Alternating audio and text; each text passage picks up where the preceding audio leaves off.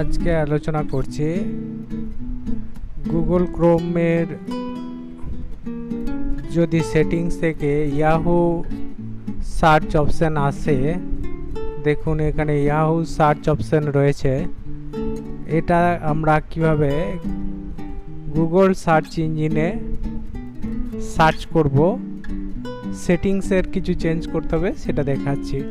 আমরা এখানে যদি লিখি,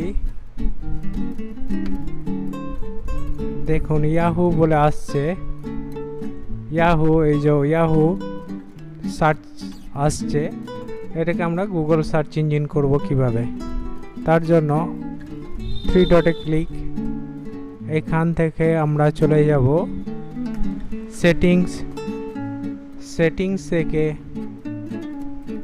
এখানের অপশন দেখুন সার্চ ইঞ্জিন এখানে হয়ে আছে ইয়াহু ইন্ডিয়া।